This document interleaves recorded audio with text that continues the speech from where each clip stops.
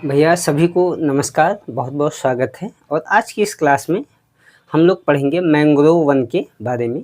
इसके पहले वाली क्लास में हम लोगों ने खूब अच्छे से वन के बारे में पढ़ा, जिसमें से हमने उष्णकटिबंधीय सदाबहार वन, और इसके बाद वाली क्लास में हम लोगों ने उष्णकटिबंधीय मानसूनी वन, और उसके भी बाद वाली क्लास में हम लोगों ने पर्वतीय वन के बारे में चर्चा की है।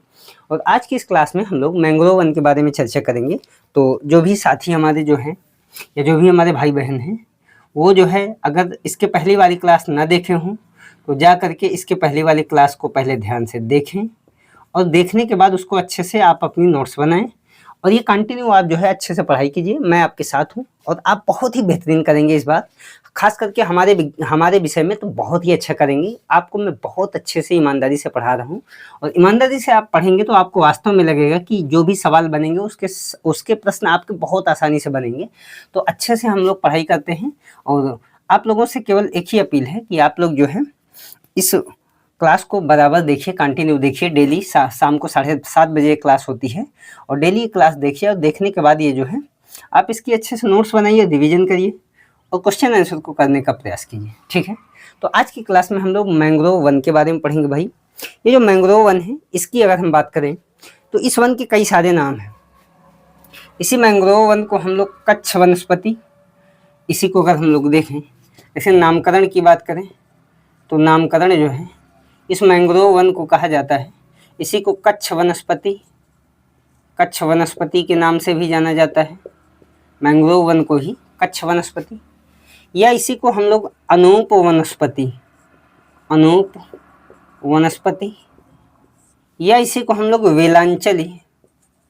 वेलांचली वनस्पति भी कहते हैं, वनस्पति। और तो और इसको हम लोग मैंग्रोव वन तो कहते ही हैं। मैंग्रोव वन तो इसे कहा ही जाता है, वन या वनस्पति कहा जाता है। तो ये सारे इसके नाम हैं मैंग्रोव वन के। ये हो गया। इसके अलावा ये जो मैंग्रोव वन है भाई, ये कहाँ मिलेगा? बहुत ध्यान से देखिए, इधर देखिए, अच्छे से इसको समझिए। ये जो मैंग्रोव वन है, अगर इसके हम वितरण की बात करें तो ये वन हमको कहाँ कहाँ मिलेगा, ये बहुत इंपॉर्टेंट है। इसको आप समझने का प्रयास कीजिए। ये जो वन है ये वहीं पे मिलेगा जहाँ पे ये जो है ये वन हमको वहाँ दिखेगा जहाँ डेल्टाई क्षेत्रों के नीचे एवं समतल क्षेत्रों में। कहाँ मिलेगा भाई? ये जो वन है ये डेल्टाई क्षेत्र के नीचे, तो ये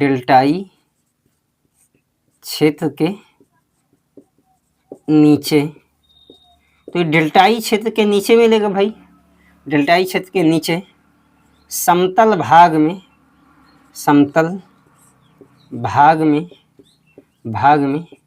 जहाँ पर, तो ये डेल्टाई क्षेत्र के नीचे समतल भाग में मिलेगा, लेकिन वहाँ पर जहाँ पर नदियों का स्वच्छ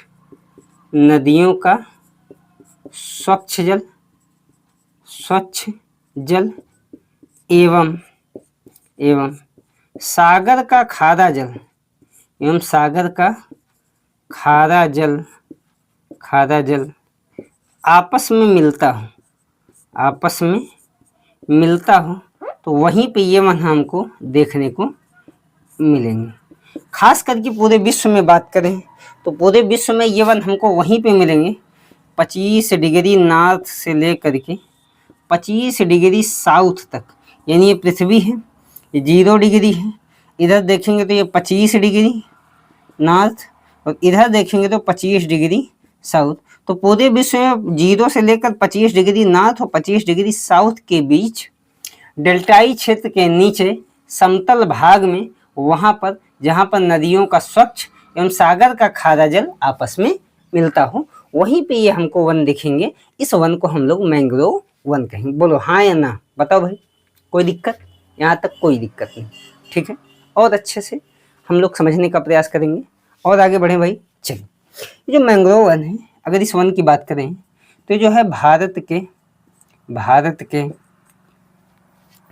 4,992, जो भारत के 4,992 वर्ग किलोमीटर क्षेत्र में पाया जाता है। ये वन जो है ये भारत के 4,992 वर्ग किलोमीटर क्षेत्रफल में ये वन हमको दिखाई देगा, जो कि पूरे भारत का पाया जाता है, जो पूरे भारत के 3.31%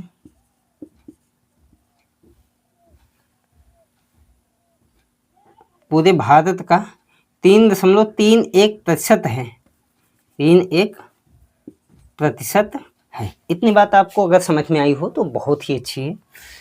तो अगर हम लोग देखें तो इसका नामकरण हम लोगों ने देख लिया, और नामकरण के बाद हम लोगों ने ये समझने का प्रयास किया कि ये वन कहाँ कहाँ मिलते हैं, यानी कि इस वन के वितरण के बारे में हम लोगों ने देखा कि ये डेल्टाई क्षेत्र के नीचे समतल भाग में जहाँ नदियों का स्वच्छ जल एवं सागर का खारा जल आपस में मिलता है, वहीं पे ये वन हमको दिखाई देंगे।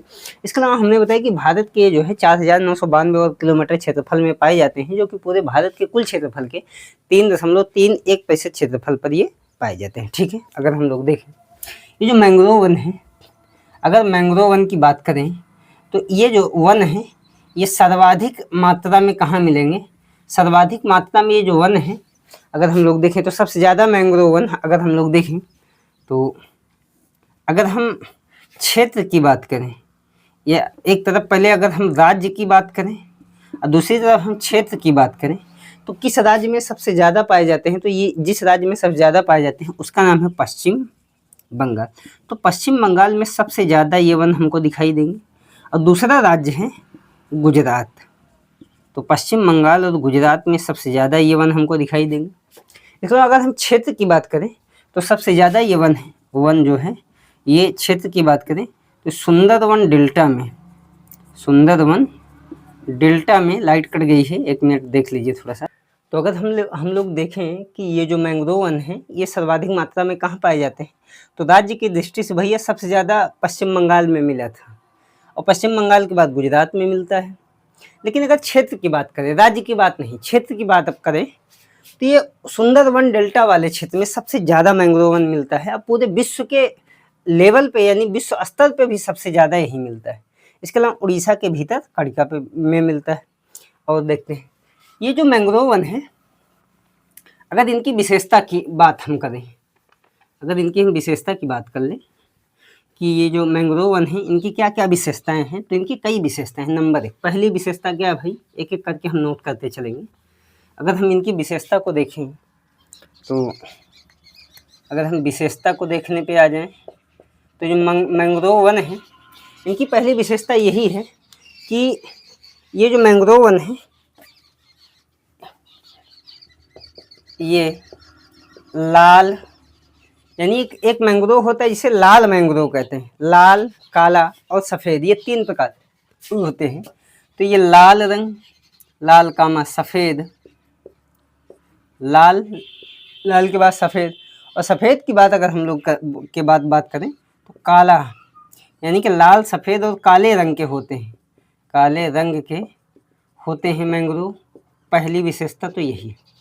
ठीक है, अगर हम दूसरी विशेषता की बात करें तो ये जो मैंग्रोव है वन है इनकी दूसरी जो विशेषता है वो ये है कि ये खारे जल, ये जो है खारे जल एवं कम ऑक्सीजन में भी जीवित रह सकते हैं। खारे जल एवं कम ऑक्सीजन में भी, कम ऑक्सीजन में भी जीवित रह सकते हैं, जीवित रह सकते हैं। ये इनकी हो गई दूसरी विशेषता।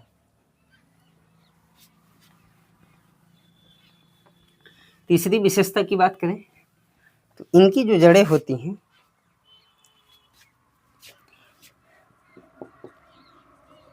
इन पौधों की जड़ें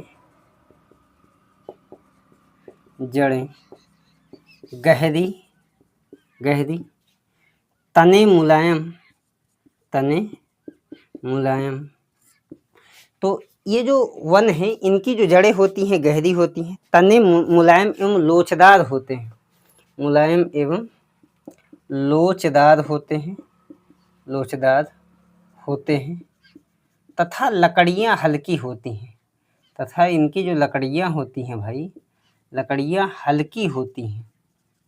ये इनकी अगली विशेषता हो गई। अब ये जो है गहरी जड़ें होंगी, मुलायम होंगी, गहराई तक जाएंगी, पेड़ लोचदार होंगे, ताकि ये जो है चक्रवातों से हमारी रक्षा करते हैं। यानी कि इसकी अगली विशेषता, ये वन चक्रवातों से हमारी रक्षा करते हैं। अगली विशेषता है भाई, रक्षा करते हैं। चक्रवात आता है तो इनकी जो यानी कि डालियां होती हैं लोचदार होती हैं, मुलायम होती हैं, तो ये जो है चक्रवातों से ये हवा की गति को धीमी करती हैं। इसके अलावा ये जो है एक किरण आती है, पराबैंगनी किरण। ये वन पराबैंगनी किरणों का अवशोषण करते हैं, पराबैंगनी किरणों का अवशोषण करते हैं। भाई ये सारी इन्हीं की विशेषताएं हैं, अवशोषण करते हैं, ये विशेषता। अगली विशेषता, इस वन के पौधे का प्रयोग मुख्यतः जलयान यानी पानी वाली जहाज तथा नाव बनाने में किया जाता है, क्योंकि लकड़ियां हल्की होती हैं, नाव बनाने में किया जाता है। तो ये सारी इनकी विशेषताएं तो और भी ये बहुत सारी विशेषताएं हैं, लेकिन वो जानने की ज़रूरत नहीं है। तो उम्मीद है कि चीज़ें बहुत ही अच्छे तरीके से आपको समझ में आई होंगी और बढ़िया से आप पढ़ाई करिए, मैं आपके साथ हूँ। और ज़्यादा से ज़्यादा वीडियो को शेयर करें और वीडियो की नोटिफिकेशन लगातार मिले, इसके लिए आप चैनल को सब्सक्राइब कीजिए। ठीक है, थैंक यू, धन्यवाद, फिर मिलते हैं।